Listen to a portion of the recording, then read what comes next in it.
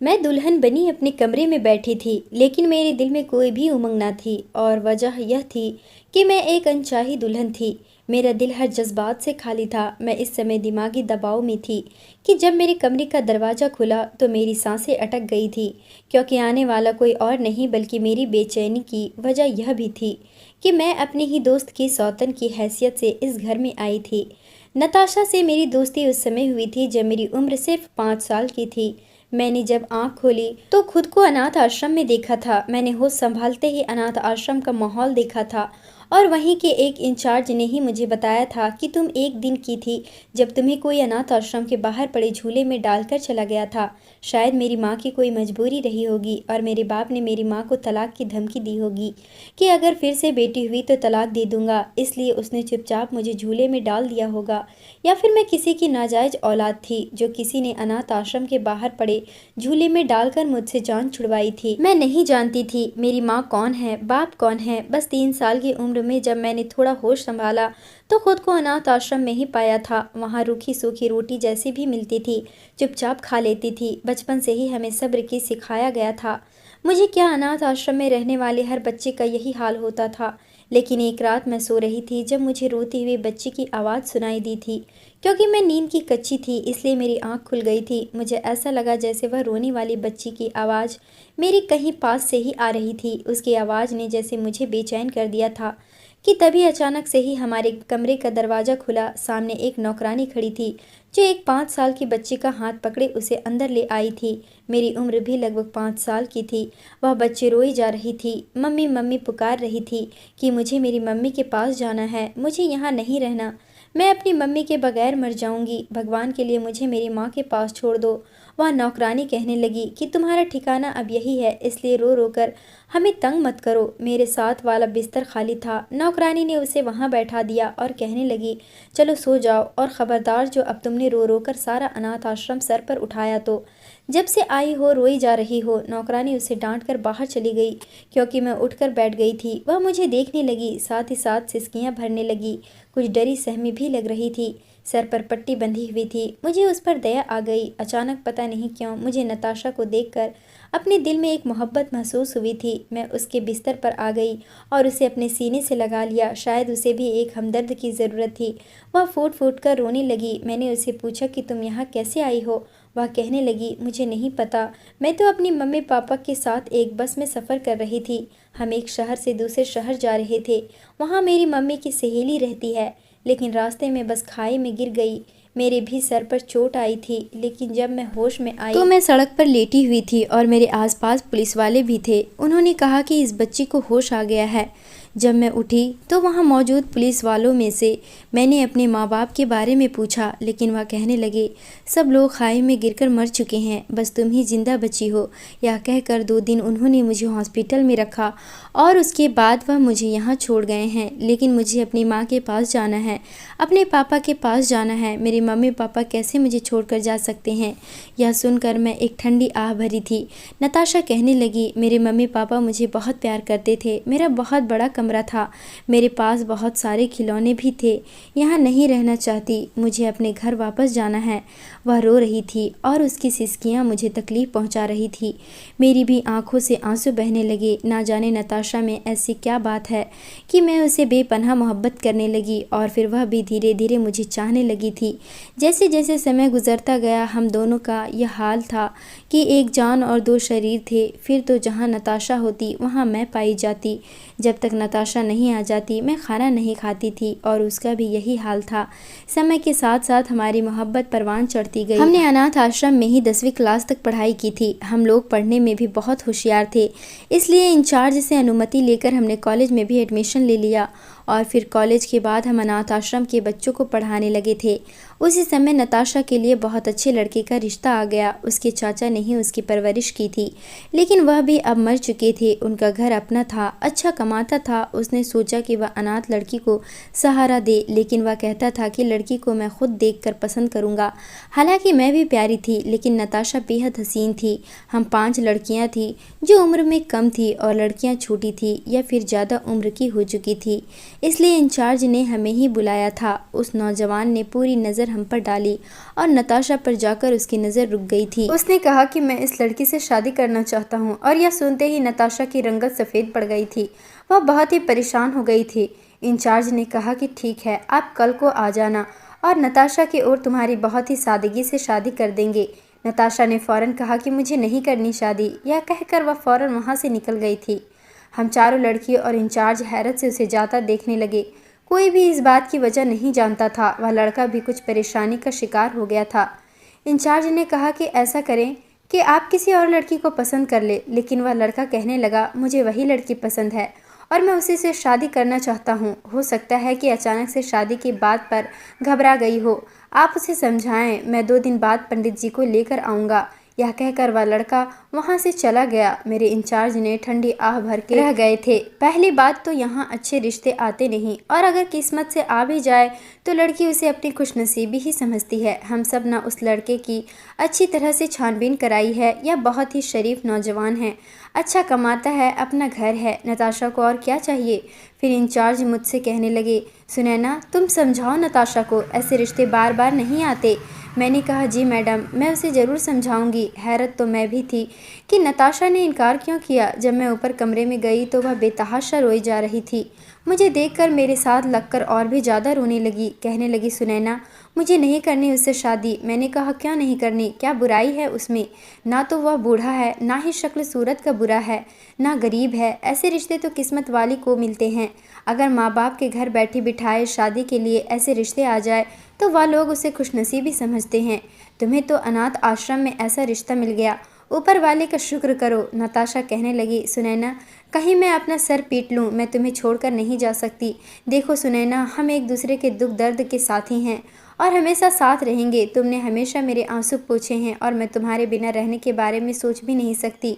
मुझे नहीं लगता कि हमें किसी तीसरे की ज़रूरत है। हम यूं ही अपनी ज़िंदगी इसी अनाथ आश्रम में गुजार लेंगे। यहाँ की लड़कियों को पढ़ाएंगे, उन्हें अच्छी शिक्षा देंगे, यहाँ का सिस्टम संभालेंगे, बस गुजर जाएगी ज़िंदगी। शादी करना कोई ज़रूरी तो नहीं है। मैंने कहा तुम पागल हो, वह लड़का तो तुम्हें देखकर तुम्हारा दीवाना हो गया है। कहता है मुझे इसी लड़की से शादी करनी है। पति की मोहब्बत तो एक अलग ही चीज़ होती है, और यह तो हर औरत की नेचुरल इच्छा होती है कि उसे कोई चाहे। तुम तो इस मामले में भी खुशनसीब हो कि वह लड़का तुम्हें पहले ही नज़र में चाहने लगा है। नताशा कहने लगी, मैं तुम्हारे बगैर नहीं रह सकती। हो सकता है दोबारा मुझे अनाथ आश्रम में आने ही ना दे, तुमसे मिलने ना दे, मैं तो मर जाऊंगी। वो कुछ ज़्यादा परेशान हो रही थी। मैंने उसके आंसू पोंछे, उसे मोहब्बत से समझाया और फिर उससे यह भी वादा किया कि मैं तुम्हारे पति से खुद बात करूंगी कि वह तुम्हें हर दूसरे तीसरे दिन यहाँ मिलवाने लाता रहे। ठीक है। मेरी बहुत समझाने पर वह राजी हुई थी, लेकिन शादी से पहले वह बहुत ज़्यादा घबराई हुई थी। बार बार मेरा हाथ पकड़ के मुझे अपने पास ही बैठा लेती। तुम मत जाओ, मेरे पास ही बैठी रहो। मैं भी उसके पास ही बैठी रही। दिल तो मेरा भी उसकी तरफ से बहुत उदास था, लेकिन शादी तो उसे करनी ही थी। मैं इसलिए खुश थी कि मेरी दोस्त एक अच्छी ज़िंदगी गुजारेगी। मुझे और क्या चाहिए था।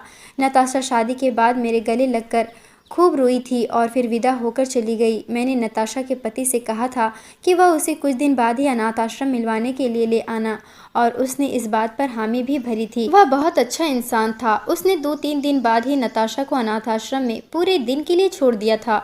जब नताशा आई तो उसके चेहरे पर फैली खुशी देखकर मुझे भी खुशी हुई थी। वह इतनी खुश थी कि जिसकी कोई हद ना थी। बार बार मुझसे साहिल की ही बातें किए जा रही थी। कहने लगी, सुनैना वह बहुत अच्छा है, मुझे बहुत मोहब्बत करता है, मेरा बहुत ख्याल रखता है। पता है वह कहता है कि तुम्हें देखकर मुझे पहली नज़र में ही मोहब्बत हो गई थी। तुम इतनी खूबसूरत हो। मैं खुश थी कि चलो नताशा अपनी ज़िंदगी से खुश तो हुई। उसके बाद वह जब भी आती अपनी बातें मुझसे करने लगती। उसकी बातें साहिल के आसपास ही घूमती रहती थी। कहती वह यह कहता है, वह यह करता है, मेरा बहुत ख्याल रखता है। कुल मिलाकर साहिल नताशा पर दिलो जान से फिदा था। 1 साल बीत गया था, लेकिन उसके घर औलाद नहीं हुई थी, और फिर भी साहिल की मोहब्बत में ज़रा भी कमी नहीं आई थी। उन्हीं दिनों इंचार्ज ने मुझसे कहा कि अब तुम ऑफिस में बैठकर मेरा काम संभालो, क्योंकि अब मैं ज़्यादा समय नहीं दे सकती हूँ। इंचार्ज कुछ बीमार रहने लगी थी। मैंने इंचार्ज की कुर्सी संभाली। अब इंचार्ज कम ही आती थी, लेकिन उसका भाई नितिन ऑफिस में बैठने लगा था। वह ऑफिस के बाहरी मामलात देखा करता था और अनाथ आश्रम आश्रम के मामले के लिए मुझे उससे बातचीत भी करनी पड़ती थी। खुश मिजाज किस्म का इंसान था और लेकिन शौक मिजाज बहुत ज़्यादा था। बात बात पर हंसते लगता, मजाक करने लगता। पहले तो मैं उसकी संगत में बहुत घबराती थी। वह मुझसे कहता था, खूबसूरत लड़कियों के नखरे बड़े हैं भाई, लड़कों से सीधे मुंह बात ही नहीं करती। इतनी भी क्या, हाँ शायद मैं खूबसूरत नहीं हूँ, हैंडसम नहीं हूँ, शायद इसलिए। फिर मुझे देखकर कहने लगा, यार तुम बताओ सुनैना, क्या मैं हैंडसम नहीं हूँ जो लड़कियाँ मुझे देखकर ही अपना रुख बदल लेती हैं। मैं अब उसकी बात का क्या जवाब देती। मैं बात को टालने की कोशिश करती। मैंने कहा कि आपको मालूम है कि जो नए बच्चे अनाथ आश्रम में आए हैं उनमें से कम उम्र बच्चियों की संख्या कितनी है। मैं खामोखाही रजिस्टर खोलकर उसमें से देखकर बात करने लगी। उसने मेरे हाथ से पेन लेकर एक तरफ रखा और रजिस्टर बंद कर दिया। कहने लगा, सुनैना मैंने आपसे कुछ पूछा है, मुझे बताएं। मैंने कहा, आपके सवाल का मैं क्या जवाब दे सकती हूँ, बहुत ही बेकार का सवाल है। सुमित कहने लगा, असल में मैं एक लड़की को पसंद करता हूँ, दिलो जान से उसे चाहने लगा हूँ, लेकिन वह तो मुझे घास ही नहीं डालती, मुझे देखकर ही अपनी नज़रें फेर लेती है। इसलिए मुझे डर सा लग रहा है कि यह ना हो मैं मोहब्बत का इजहार करूँ और आगे से वह मुझे खरी खोटी सुना दे। आप बताएं, क्या मैं हैंडसम नहीं लगता? वह इंचार्ज का भाई था, मैं उसकी बुराई कैसे कर सकती थी? बेशक वह बेहद खूबसूरत नौजवान ना था, लेकिन अच्छा था। मैंने कहा, आप बहुत अच्छे हैं, अपनी किस्मत आजमा लो। कहने लगा, आपने मुझे देखा है, ज़रा गौर से देखकर बताएं। लड़कियों को ज़रा ज़्यादा पता होता है क्योंकि लड़कियां एक जैसे ही सपने देखती हैं।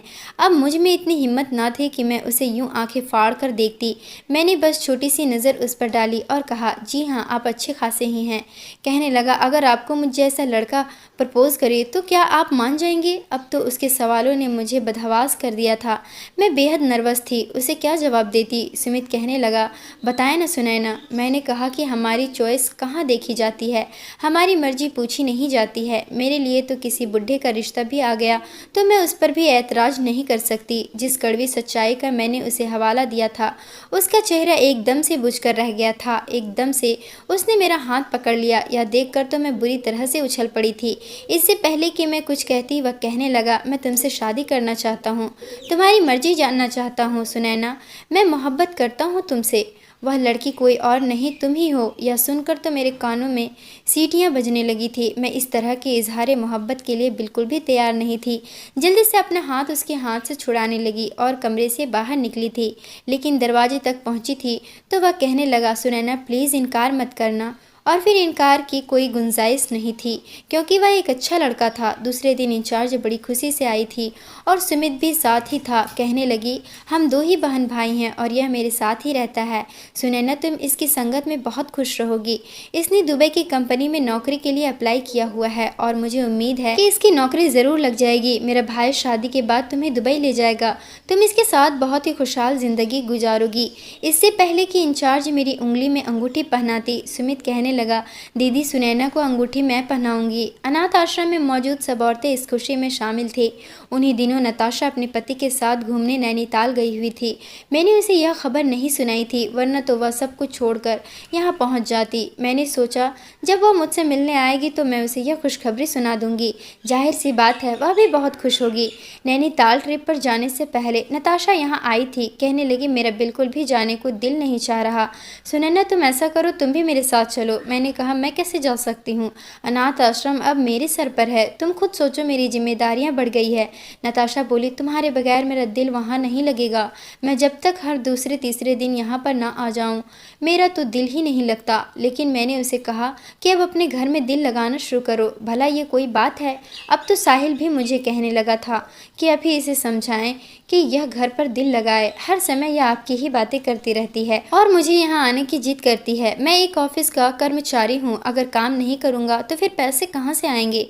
मैंने नताशा को बहुत समझाया था। उधर साहिल नताशा को घुमाने के लिए नैनीताल ले गया था और इधर सुमित से मेरी मंगनी भी हो गई थी। खैर 2 महीने बाद ही शादी होने वाली थी, लेकिन मैंने इंचार्ज से साफ कह दिया था कि इन 2 महीने में सुमित से कहें कि वह मुझसे दूर ही रहे। मेरी बात सुनकर सुमित मुझे नाराज़गी भरी नज़रों से देख रहा था। कह रहा था, एक बार मेरे घर आओ तो तुम्हें बताऊंगा। बहुत पाबंदियां लगानी आती है तुम्हें, गिन गिन के बदले लूँगा। तुम जो जुदाई की सज़ा मुझे दे रही हो बहुत महंगी पड़ेगी तुम्हें। इसकी इस तरह की बातें मेरा दिल धड़कने के लिए काफ़ी थी। मुझे लगा था कि नताशा 8 दिन बाद आएगी, लेकिन वह तो चौथे दिन ही रोती धोती अनाथ आश्रम पहुँच गई थी। कहने लगी वहाँ मेरा दिल नहीं लगा, वहाँ बार बार मुझे तुम्हारी याद आती रही, इसलिए मैंने साहिल से कहा कि मुझे यहाँ नहीं रहना, चलो वापस चलो। मजबूरन उसे वापस आना पड़ा। मैं उसे बेवकूफ़ लड़की की अक्ल पर जितना भी अफसोस करती उतना ही कम था। खैर मैंने उसे अपने हाथ में पहनी अंगूठी दिखाई तो वह मुझे हैरत से देखने लगी। कहने लगी यह कब खरीदी तुमने? मेरे चेहरे पर फैली मुस्कान देखकर वह कुछ परेशान सी हो गई थी। मैंने उसे धीरे धीरे सब कुछ बता दिया। यह सुनकर तो वह हत्थे से ही उखड़ गई थी। हालांकि मुझे तो लगा था वह मोहब्बत से मुझे गले लगाएगी, मुझे ढेर सारी दुआएं देगी। कहने लगी इंचार्ज का भाई होता कौन है तुम्हें मुझसे जुदा करने वाला? मैंने कहा तुम्हें क्या हो गया है नताशा, ऐसे रिएक्ट क्यों कर रही हो? नताशा कहने लगी नहीं तुम उसके साथ शादी नहीं कर सकती। मैंने कहा क्यों नहीं कर सकती? सुमित बहुत ही अच्छा इंसान है। नताशा कहने लगी बस नहीं कर सकती, यह तो तुम्हें मुझसे बहुत दूर ले जाएगा, क्योंकि मैं जानती हूँ कि जब भी पहले यहाँ आता था अपनी बहन से यही कहता था कि मैं तो दुबई में जॉब करूँगा और वहीं शिफ्ट हो जाऊँगा, मुझे इंडिया में रहना ही नहीं है। यह तो शादी करके तुम्हें मुझसे बहुत दूर ले जाएगा और मैं तो मर जाऊँगी तुम्हारे बगैर। मैं उसकी इस तरह की बातें सुनकर परेशान हो गई। मैंने कहा नताशा हमेशा हमेशा के लिए कोई साथ नहीं है, हर कोई अपनी अपनी ज़िंदगी में बिजी हो जाता है। तुम भी साहिल के साथ मन लगाओ और अपना परिवार बनाओ। अगर सुमित मुझे दुबई ले भी गया तब भी हम फ़ोन से एक दूसरे से बात करते रहेंगे और जब भी मेरा यहाँ इंडिया में आना होगा तो तुमसे ज़रूर मिलेंगी। लेकिन नताशा ने तो एक तमाशा सा खड़ा कर लिया था। उसने मेरा हाथ पकड़ा और बेदर्दी से मेरी अंगूठी उतार कर दूर फेंक दी। कहने लगी ख़त्म करो इस रिश्ते को। सुनैना तुम कभी किसी से शादी नहीं करोगी, समझी ना? मैं तुम्हारे बगैर नहीं रह सकती। 2 दिन में बड़ा मुश्किल से अपने घर में काटती हूँ। 2 दिन मैं सो बाहर तुम्हें याद करती हूँ, साहिल की जान खा जाती हूँ कि मुझे सुनैना को देखना है, उससे मिलना है, बातें करनी है। जब तक कि मैं तुमसे अपने दिल की बातें नहीं कर लेती मुझे तो चैन ही नहीं आता। तुम कैसे किसी और से शादी कर सकती हो? मुझे नताशा के भोलेपन पर अफसोस होने लगा। मैंने सबसे पहले अपनी अंगूठी ढूंढ कर पहनी और फिर नताशा से सख्त शब्दों में कहा कि बहुत हो गया, तुम्हें अपने घर में दिल लगाना चाहिए अपने पति के साथ। जाहिर सी बात है मैं भी सारी ज़िंदगी तो ऐसे नहीं बैठी रहूँगी, शादी तो मुझे भी करनी है। सुमित नहीं होगा तो कल को किसी और से हो जाएगी, लेकिन मैं हमेशा यहाँ अनाथ आश्रम में बैठी तो नहीं रहूँगी, मेरी भी अपनी कोई ज़िंदगी है। यह सुनना था कि नताशा रोने लगी और फ़ौरन वहाँ से चली गई। मैंने सोचा अच्छा है कि वह चली गई, 2-3 दिन में ही वह वापस आ जाएगी, उसे अपनी हरकत पर शर्मिंदगी होगी। लेकिन 8 दिन गुजर गए थे, नताशा की कोई खबर नहीं थी। अब तो मुझे नताशा की तरफ से परेशानी होने लगी थी। दूसरी तरफ सुमित रोज़ फ़ोन पर मुझसे बातें करने लगा था। रोज़ाना वह मेरे साथ कोई ना कोई प्लान बनाता था। कभी कहता शादी के फ़ौरन बाद हम लोग यहाँ घूमने जाएंगे, कभी कहता वहाँ घूमने जाएंगे। मैं भी आजकल ऐसे ही हसीन सपने सजा रही थी कि जब नताशा के रूठ कर जाने को 10 दिन गुजरे।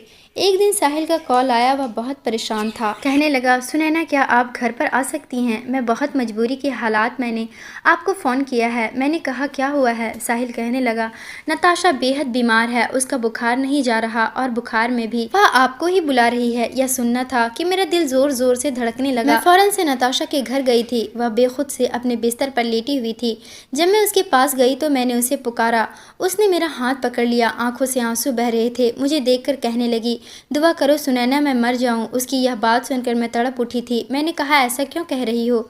भगवान करे तुम्हें कुछ ना हो। वह कहने लगी कि मैं तुम्हारे बगैर जी नहीं सकती, तुम्हें क्यों समझ नहीं आता? जब से मैं यहाँ तुमसे नाराज़ होकर आई हूँ मैं तभी से बुखार में हूँ। साहिल से कई बार कह कि वह तुम्हें बुलाकर मेरे पास ले आए तभी ठीक होंगी, लेकिन वह नहीं माना। 10 दिन से मैं बुखार में हूँ, मेरा बुखार एक पल के लिए नहीं उतरा, तब जाकर साहिल ने तुम्हें बुलाया है। यह कहकर वह रोने लगी। मैं उसकी मोहब्बत के आगे बेबस हो गई थी। मैंने उसको अपने सीने से लगाया, उसे बहुत समझाने की कोशिश की, लेकिन वह अभी रो ही रही थी। कहने लगी तुमसे शादी ही करनी है ना, तो ठीक है ऐसा करो साहिल से कर लो। यह बात सुनकर तो मेरा सर चकरा कर रह गया था। मैंने कहा तुम्हारा दिमाग तो ठीक है, यह तुम क्या कह रही हो? होश में तो हो। वह रोने लगी, मेरा हाथ पकड़कर कहने लगी सुनैना मैं मर जाऊंगी। अगर तुम चाहती हो कि तुम्हारी दोस्त जिंदा रहे तो साहिल से शादी कर लो, हम दोनों मिलकर रहेंगे जैसे बचपन से अब तक मिलकर रहते आ रहे हैं। मुझे इस चीज़ से कोई जलन नहीं होगी कि तुम मेरे पति की पत्नी हो, मेरी सौतन हो। मैंने अपना हाथ उसके हाथ से छुड़ाया। मुझे लगा वह अपने होश में नहीं है, मेरा यहाँ से चले जाना ही अच्छा है। जैसे ही मैं उठकर पीछे पलटी तो साहिल दरवाजे के पास ही खड़ा था। उसके हाथ में 2 कप चाय थे। मेरा उसे नजरे का टकराव हुआ तो वह कुछ हड़बड़ा सा गया। उसके चेहरे की नागवारी साफ जाहिर थी। मैं फौरन से कमरे से निकल गई। मैं सोच भी नहीं सकती थी कि नताशा मुझे यह बात भी कह सकती है। अंदर से मुझे नताशा की और साहिल के लड़ने की आवाज़ आ रही थी। वह बार बार कह रही थी कि तुम मेरी दोस्त से शादी कर लो वरना मैं उसके बगैर मर जाऊंगी। साहिल बोला, तुमने क्या तमाशा बना रखा है? मैं तुम्हें पहले भी कह चुका हूँ कि मैं सिर्फ तुमसे मोहब्बत करता हूँ और तुम्हारे अलावा मैं कभी किसी को आंख भर कर देख भी नहीं सकता। और शादी तो बहुत दूर की बात है, मुझे नहीं करनी शादी तुम्हारी दोस्त से। यही बेहतर होगा कि तुम भी अपने घर में दिल लगाने की कोशिश करो, क्योंकि तुमने अपनी वजह से सबको परेशान कर रखा है। लेकिन उसके बाद मुझे अचानक से साहिल के चिल्लाने की आवाज़ आई। मुझे किसी की अनहोनी का एहसास हुआ तो मैं जल्दी कमरे में भागी थी तो मैंने देखा कि नताशा ने अपने मुंह में ढेर सारी नींद की दवाइयां डाल रखी थी और पानी पीकर उन्हें निगल लिया था। कहने लगी, ठीक है मैं मर जाती हूँ, फिर तुम दोनों जो चाहे कर लेना। यह सुनना था कि हम दोनों के होश उड़ गए थे। फौरन साहिल उसे अस्पताल लेकर भागा। मैं भी साथ ही गई थी, लेकिन धीरे धीरे वह नींद में जा चुकी थी। जब तक हम अस्पताल पहुंचे वह बेहोश हो चुकी थी। 2 दिन लग गए थे, लेकिन ना तो नताशा को होश आ रहा था, ना ही डॉक्टर कुछ उम्मीद से नजर आ रहे थे। उन्होंने उसका स्टमक तो वॉश कर दिया था, लेकिन कहने लगे कि दवा का असर उसके पूरे शरीर में फैल गया है। हमें डर है कि वह कोमा में न चली जाए। यह सुना था कि मेरा तो रो रो कर बुरा हाल था। समीर की हालात भी मुझसे अलग ना थी। 2 दिन बाद उसे होश आ गया था तो हमारी जान में जान आई, लेकिन वह अपनी जिद पर अब भी अड़ी हुई थी।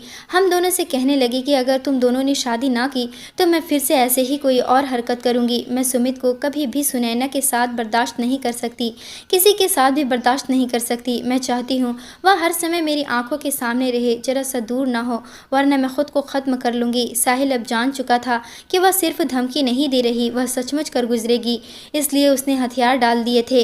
फिर मुझे भी हार माननी पड़ी। जैसे ही नताशा की तबीयत थोड़ी संभली, उसने अस्पताल के पास बने मंदिर में ही जाकर मेरी और साहिल की शादी करवा दी। जब मैं हॉस्पिटल से अनाथ आश्रम में वापस आई तो अंदर से बिल्कुल टूट चुकी थी। 2 दिन बाद मैं अनाथ आश्रम पहुंची थी कि सामने ही सुमित मुझे घूर रहा था। कहने लगा, क्या हुआ था तुम्हारी दोस्त को? 2 दिन तो उसके घर में रहने चली गई। कितना फ़ोन किया मैंने तुम्हें, सुनैना, एक फ़ोन का भी तुमने मुझे जवाब नहीं दिया। अब मैं उससे क्या कहती? मैं हाथ से अंगूठी उतारी और उसके हाथ में थमा दी। वह तो हैरत से मुझे देखता रह गया। कहने लगा, सुनैना यह क्या है? मैंने कहा कि सुमित, मैं तुमसे रिश्ता ख़त्म करना चाहती हूँ, मैं यह रिश्ता नहीं निभा सकती। यह सुनना था कि वह गुस्से से पागल होने लगा। कहने लगा, तुम्हारा दिमाग ख़राब हो गया है, मैं तुमसे बेतहाशा मोहब्बत करता हूँ, रोज़ाना फ़ोन पर हम बातें करते हैं। कल तक तो तुम्हें इस रिश्ते पर कोई एतराज़ ना था, आज ऐसा क्या हो गया? मैंने कहा, आज मेरी शादी हो गई है। यह सुनना था कि वह तो मुझे यूँ देख रहा था जैसे कि मैं झूठ बोल रही हूँ, और अब उसकी नज़र मेरी मांग में भरा सिंदूर पर पड़ी थी। वह चौंक गया था। सुनैना, यह सब क्या है? कह दो कि यह सब झूठ है। सुनैना, भगवान के लिए ऐसा जानलेवा मजाक मत करो। यह सब सुनकर मैं हाथों से अपना चेहरा छुपा लिया और मैं फूट फूट कर रोने लगी। मैंने उसे रोते रोते सब कुछ बता दिया। वह कहने लगा कि यह जज्बाती फैसला है, तुम अभी के अभी तलाक ले लो उस लड़के से। मैं इस रिश्ते को नहीं मानता। जब तुम्हारा दिल ही इस बात के लिए राजी नहीं तो तुम कैसे शादी कर सकती हो? या तुम्हारे साथ भी ज्यादती है? मैं बर्दाश्त नहीं करूँगा सुनैना, चलो फ़ोन लगाओ अपनी दोस्त को। सुमित बेहद परेशान था। मैंने कहा, सुमित, वह मर जाएगी। पहली बार मैंने सुमित की आंखों में आंसू देखे थे। कहने लगा, और मैं, मेरे बारे में नहीं सोचा तुमने? क्या मैं इतना गैर हूँ तुम्हारे लिए? क्या मेरे लिए तुम्हारे दिल में कुछ भी जज्बात नहीं? वह अपने आंसू पोंछने लगा। ठीक है, जाओ, जाकर अपने दोस्त को जिंदगी दो। यह कहकर वह रुका नहीं था, अनाथ आश्रम से बाहर निकल गया। 2 दिन तक मैं रोती रही। एक दिन अनाथ आश्रम की इंचार्ज मेरे पास आई और कहने लगी, सुनैना, यह तुमने अच्छा नहीं किया, मेरे भाई का दिल तोड़ दिया। वह आज शाम की फ़्लाइट से दुबई जा रहा है, हमेशा हमेशा के लिए, क्योंकि दुबई में जॉब लग गई है और शादी के फ़ौरन बाद तुम्हें दुबई ले जाता, लेकिन तुम्हारे फैसले ने मेरे भाई से जीने की इच्छा छीन लिया है। उसके चेहरे से मुस्कुराहट गायब हो गई है। आज रात की फ़्लाइट से ही वह जा रहा है और कभी वापस नहीं आएगा। यह सुनकर मेरा दिल कुछ पल के लिए सीने में ही थम गया था, लेकिन मैं क्या कर सकती थी? अपने दोस्त की कुर्बानी तो नहीं दे सकती थी। कुछ दिन बाद ही नताशा बड़ी खुशी खुशी साहिल के साथ आई थी और मुझे विदा करवाने के लिए मेरे लिए एक शादी का लहंगा भी लाई थी। उसने मुझे अपने हाथ से तैयार किया था और मैं हैरत से उसे देख रही थी। वह सच में पागल लड़की थी, वरना अपनी सौतन को कौन यूँ सजाता है।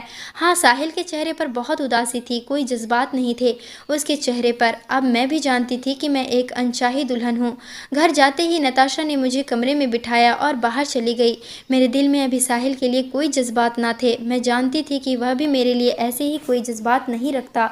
उस समय मुझे बहुत गम था सुमित का, मेरी वजह से दिल टूट गया था, लेकिन मैं क्या करती, बात नताशा की ज़िंदगी की थी और मैं इतनी खुदगर्जी नहीं हो सकती थी कि अपनी दोस्त को मौत के घाट उतार देती।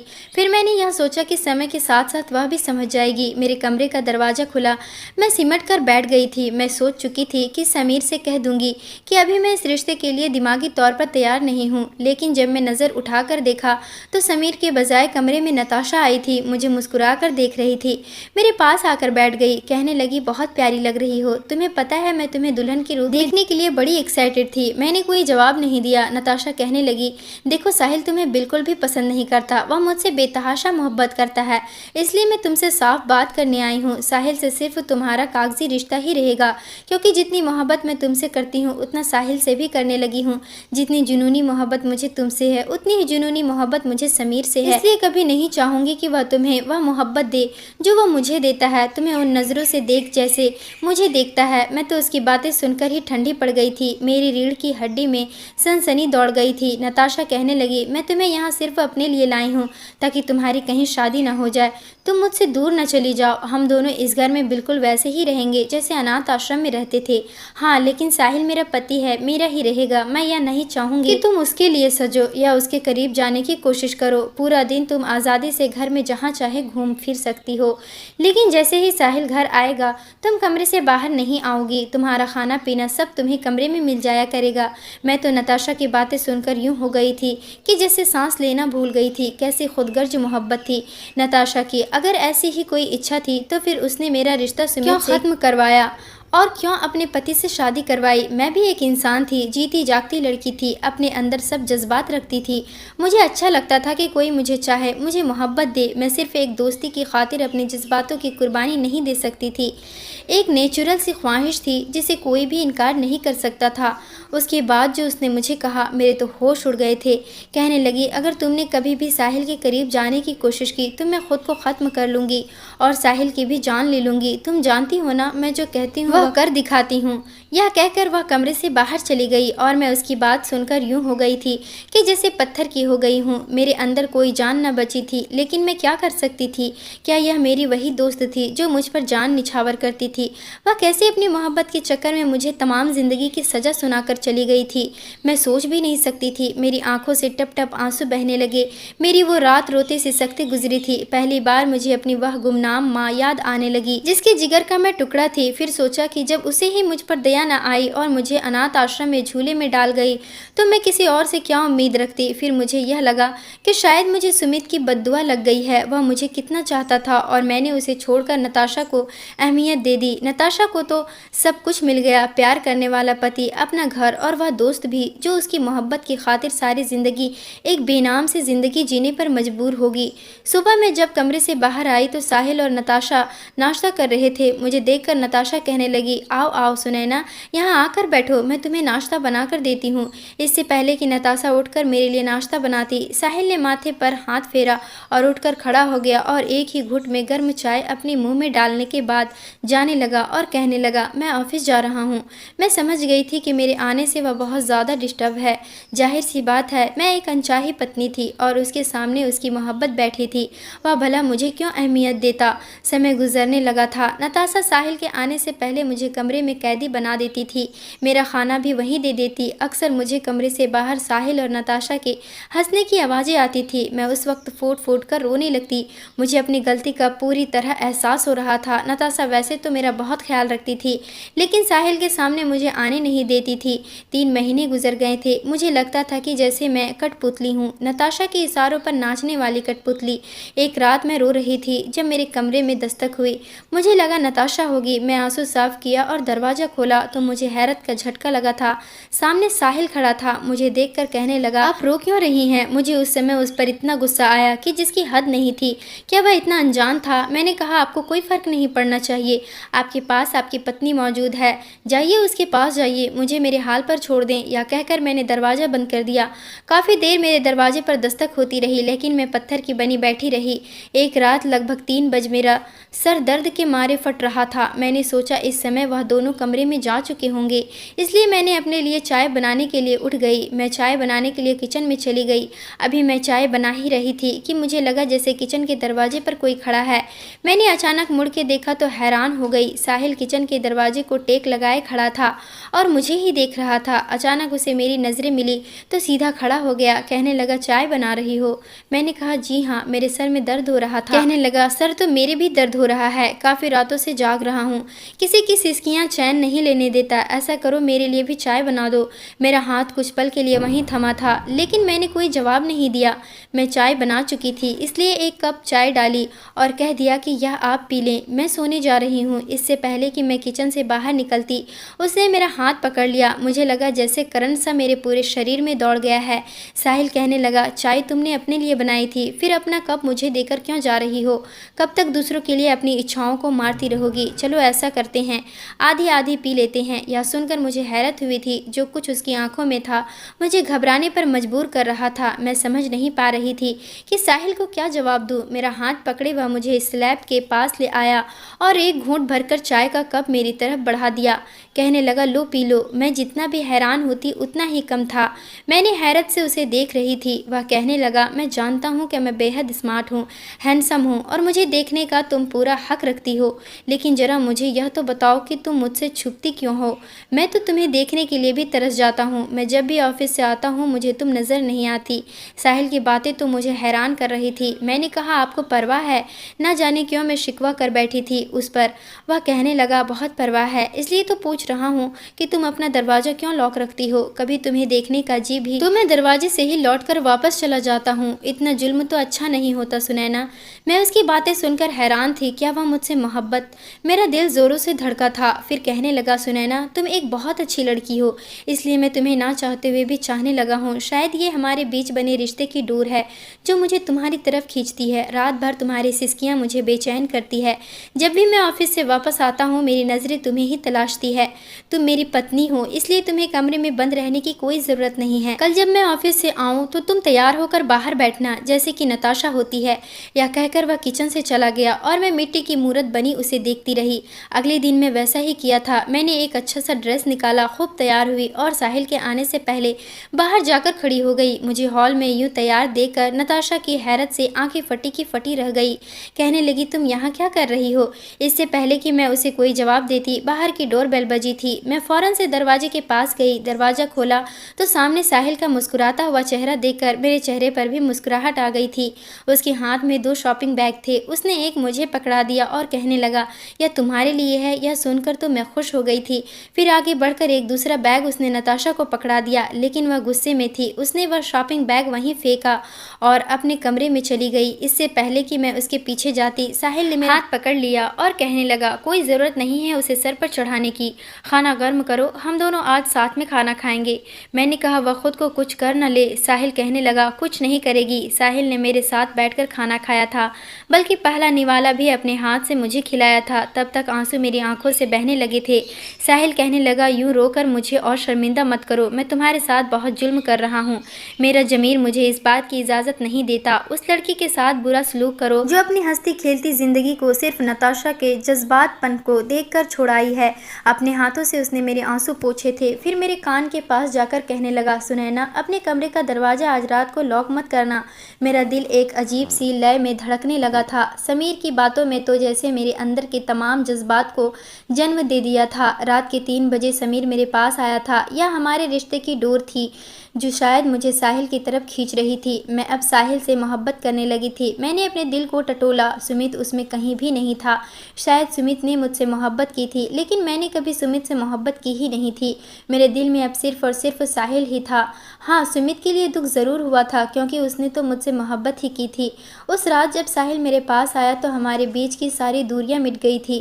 कहने लगा, सुनैना, आज मैं तुम्हें तुम्हारे हिस्से का सारा प्यार दूंगा, जिस पर सिर्फ और सिर्फ तुम्हारा हक है, क्योंकि नताशा के साथ साथ तुम भी मेरी पत्नी हो। अगर नताशा मेरे प्यार की हकदार है तो तुम भी मेरे प्यार की हकदार हो। वह रात मेरी ज़िंदगी की सबसे हसीन रात थी। सुबह होने से पहले साहिल चला गया था, लेकिन मेरे चेहरे पर साहिल के प्यार की लाली अभी तक गई नहीं थी, जो मेरे चेहरे को और भी खूबसूरत बना रही थी। सुबह नताशा ने मेरे चेहरे को देखा तो मैं उसे नज़रें चुरा ली। उसने भी हाथ झटक दिया था। फिर तो अब रोज़ ही ऐसा होने लगा था। कुछ दिन पहले ही मेरी तबीयत बहुत ख़राब थी, मुझे कुछ ही हजम नहीं हो रहा था। नताशा भी मुझे देखकर परेशान हो गई थी और मुझे डॉक्टर के पास ले गई। लेकिन जो खबर डॉक्टर ने सुनाई थी, नताशा की तो होश उड़ गए थे। लेकिन मैं खुश थी, क्योंकि मैं साहिल को खुशी देने जा रही थी जो नताशा नहीं दे पाई थी। नताशा मुझे गुस्से से देख रही थी। कहने लगी, यह सब क्या है? तुम्हें शर्म नहीं आई ऐसा पाप करते हुए? मैंने कहा, मैंने क्या किया है? कहने लगी, मैं आज साहिल से कहकर तुम्हें तलाक दिलवा दूंगी। तुम मेरे घर में रहते हुए यह सब कर रही थी। शायद वह यह सुनना ही नहीं चाहती थी कि यह बच्चा साहिल का बच्चा है और वह मेरे पास आता रहता है। जब मैं घर गई तो साहिल पहले से ही मौजूद था। नताशा कहने लगी, यह लड़की तो बदचलन है। तुम जानते हो डॉक्टर ने क्या कहा है? डॉक्टर ने कहा है कि यह प्रेग्नेंट है। हालांकि मुझे पता है तुम मुझसे मोहब्बत करते हो। साहिल तो मेरे अलावा किसी के पास नहीं जा सकते। यह बदचलन है, इसे तलाक दे दो। मैं इसको अपने पास अब और नहीं रखना चाहती। मैं इसे अपने घर पर नहीं रखना चाहती। फिर कहने लगी, तुम चाहते थे ना कि मैं उसे ना मिला करूं, मैं अपने घर पर ध्यान दूं, तुम पर ध्यान दूं, मैं सब कुछ छोड़ दूंगी। मैं इस लड़की से दोबारा कभी नहीं मिलूंगी। बस उसे बाहर निकाल दो, इसे तलाक दे दो। वह रोए जा रही थी और जो भी उसके मुंह में आ रहा था बोले जा रही थी। लेकिन साहिल की नज़र तो मुझ पर थी। वह मेरे पास आया और कहने लगा, सच में तुम उम्मीद से हो? शायद वो नताशा की हर बात को एक कान से सुनकर दूसरे कान से निकाल दे रहा था। उसके दिमाग में बस एक ही बात थी और शायद उसे विश्वास नहीं हो रहा था और वह इस विश्वास को पक्का करने के लिए मेरे पास आया था। मैंने सर हाँ में हिला दिया तो उसने मुझे अपनी बाहों में भर लिया। कहने लगा, आज तुमने मुझे इतनी बड़ी खुशी दी है कि मुझसे जो मांगोगी तुम्हें दे दूंगा। यह देखकर नताशा ने तूफान खड़ा किया था। वो साहिल के पास आई, उसको मुझसे अलग कर दिया और मुझे धक्के देने लगी। कहने लगी, निकल जाओ मेरे घर से, तुम मेरा घर बर्बाद करने आई थी। मैंने कहा था ना कि कभी साहिल के पास आने की कोशिश मत करना, तुम्हें सिर्फ मैं अपने लिए लाई हूँ। यह कहना था कि साहिल ने उसे जोरदार थप्पड़ मार दिया। कहने लगा, खबरदार जो सुनैना को कुछ भी कहा, अगर तुम्हारी वजह से उसे कोई भी नुकसान पहुंचा तो मुझसे बुरा कोई नहीं होगा। तुमने कम कुर्बानी नहीं ली है उसे अपनी मोहब्बत की खातिर। सुनैना मेरी पत्नी है और इस घर में मेरी पत्नी की हैसियत से ही रहेगी। हाँ, अगर तुम्हें यह सब मंजूर नहीं तो मैं तुम्हें तुम्हारे फैसले पर आज़ाद छोड़ता हूँ। यह सुनना था कि नताशा अपने कमरे में चली गई और अपने आप को कमरे में बंद करके ज़ोर ज़ोर से रोने लगी। अब मेरा दिल तड़प रहा था, मैंने क्यों उसे रोने दिया? हमेशा उसे अपने साथ लगाकर उसके आंसू पहुँचते थे। लेकिन साहिल ने मुझे कमरे में जाने नहीं दिया। कहने लगा, कोई ज़रूरत नहीं है उसके पीछे जाने की, वरना यह तुमसे जीने का हक भी छीन लेगी। वह अंदर रो रही थी और मैं बाहर आंसू बहा रही थी। मोहब्बत तो मुझे नताशा से थी, लेकिन अपने रिश्ते का हक भी मुझे चाहिए था।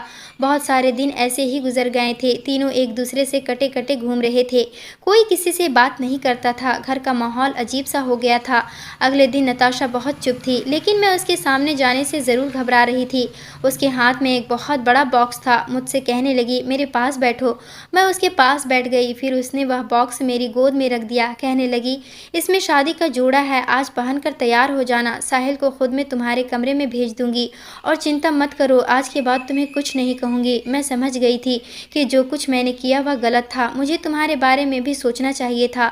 इतना कहकर नताशा ने अपनी शादी का जोड़ा मेरी तरफ बढ़ा दिया था। उसके दूसरे हाथ में एक बैग था। मैंने कहा, नताशा यह बैग किस लिए? नताशा कहने लगी, मैं तुम दोनों की ज़िंदगी से हमेशा हमेशा के लिए जा रही हूँ। मुझे माफ़ कर देना, मैंने तुम्हारे साथ बहुत जुल्म किए हैं। अब मैं इतनी ज़्यादा खुदगर्ज हो गई थी कि मुझे कुछ भी दिखाई नहीं दे रहा था, लेकिन अब मेरी आंखें खुल गई है। सुनैना, हमेशा साहिल के साथ खुश रहना कि अब मैं आगे की ज़िंदगी अकेली जीऊँगी। मैंने नताशा को रोकने की बहुत कोशिश की, लेकिन वह नहीं रुकी। उसने साहिल से कहा, प्लीज़ मुझे तलाक दे देना, मैं इस काबिल नहीं हूँ कि तुम्हारे साथ रहूँ। शायद साहिल का दिल भी नताशा की तरफ से खट्टा पड़ गया था। उसने नताशा को रोकने की बिल्कुल भी कोशिश नहीं की थी और चुपचाप तलाक के पेपर पर साइन करके नताशा को दे दिए थे। नताशा चुपचाप दोबारा से अनाथाश्रम लौट गई थी। कुछ समय बाद सुनने में आया था कि नताशा वहाँ की इंचार्ज बन गई है और अब पूरा अनाथ अनाथ आश्रम वही संभालती है। मैं कभी कभी उससे मिलने जाती हूँ, वह मुझसे वैसे ही खुश होकर मिलती है, लेकिन उसकी आंखों में छाई उदासी मुझे महसूस होती है। एक दिन अनाथ आश्रम में मैं नताशा को मिलकर आ रही थी कि मेरा टकराव सुमित से हो गया था। उसके साथ एक लड़की भी थी। उसने बहुत ही प्यार से उसका हाथ पकड़ा हुआ था। मुझे देखकर वह एकदम से चौंक गया था। मैं उसके पास गई। मैंने कहा, कैसे हो सुमित? लड़की की तरफ देखा, मेरी नज़रों का मतलब समझ गया था। कहने लगा, यह मेरी पत्नी है। अब मैं कब तक तुम्हारी मोहब्बत को दिल से लगाए बैठे रहता? मुझे भी तो शादी करनी थी। मुझे सुमित से कोई शिकवा नहीं था। हर किसी को अपनी ज़िंदगी जीने का हक है। किसी एक इंसान के लिए ज़िंदगी को ख़त्म नहीं कर दिया जाता। मैं सुमित को बधाई दी और फिर अपने घर चली आई, जहाँ मेरा पति साहिल मेरा इंतज़ार कर रहा था। उसने प्यार से मेरा हाथ थाम लिया, मुझे अपने पास बिठा लिया। मैं भी साहिल के सीने पर अपना सर रख दिया। मेरी ज़िंदगी में कोई दुख नहीं था। अगर एक दुख है कि नताशा खुद नहीं थी, और नताशा और उदास होती है तो मैं भी उदास हो जाती हूँ। लेकिन मैं क्या कर सकती हूँ? जो कुछ हुआ था उसने उसकी खुद की गलती से हुआ था। हमारी शादी को 5 साल बीत गए हैं और मेरी 2 बेटे हैं।